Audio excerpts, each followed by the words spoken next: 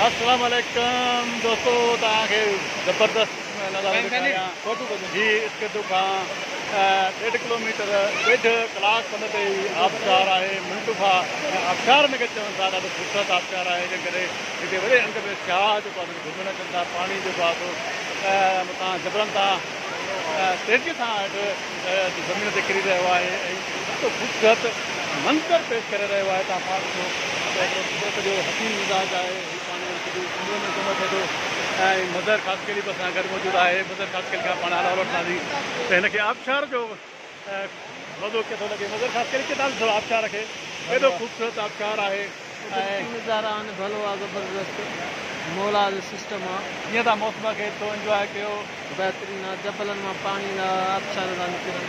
हीअ जबल मां आबशार निकिरी पाणी जेको आहे वरी असांजे सिंधूअ में वञे थो, असांजे सिंधूअ खे आबाद करे थो ऐं ज़बरदस्त आबशार ऐं ॾाढो ख़ूबसूरत मौसम। ॾाढा सियाह हिते पहुतल आहिनि। हर को हिन में इंजॉय करे रहियो आहे। ॾिसो हर तरफ़ माण्हू मौजूदु आहिनि। माण्हुनि जो वॾो तइदाद जेको आहे हिते मौजूदु आहे ऐं ख़ासि करे ॾिसो हाणे क़ाइमु खानी जो अंदाज़ जेको आहे त मां बि जेको आहे सेल्फी करे रहिया आहिनि। केतिरो पाए आबशार सां सेल्फी करण में मज़ो अचे थो। कीअं थधी थधी हवा लॻे थी, ॾाढो मज़ो इंजॉय माण्हू करे। बिल्कुलु आहे। पाण जो खां निकितासीं त तमामु ज़बरदस्त हुन महिल मौसम हाणे जेको तमामु उहो बंदि करे असां हिते पहुता आहियूं। ॾिसो पाकिस्तान जे केतिरनि इलाइक़नि मां जेके आहे हिते माण्हू आयल आहिनि, फैमिलियुनि सां गॾु आयल आहिनि। तमामु घणो कुदरत जो जेको नज़ारो, हसीन नज़ारो जेको आहे हिते पेश थी रहियो आहे। महिरबानी ज़ात क़ाइमु कानी, ॾाढो ज़बरदस्त इंजॉय थियो। हिन तमामु घणा सेल्फियूं कर रहिया आहिनि। मज़र ख़ासि के लिए विसारो छॾे, ज़ात क़ाइमु कानी खे विसारो छॾे। ज़बरदस्त ॾाढो इंजॉय पिया कयूं। थधी हवा बि लॻे पई, पाणी बि अचे पियो। ॿियो त जेको क्रॉस कयोसीं ॾाढो ख़ौफ़ पियो थिए। भाईजान में फोटो कढिए जब भाईजान भाईजान कैसा लग रहा है यहाँ? कहीं कहाँ से लोग आते हैं? हम लोग यहाँ से हैं, मकरान से आए हुए हैं। अच्छा, यहाँ क्या काम करते हैं? हम लोग यहाँ पे यूट्यूबर के लिए आए हैं। मकरान से, हम मकरान का यूट्यूबर है। मकरान का?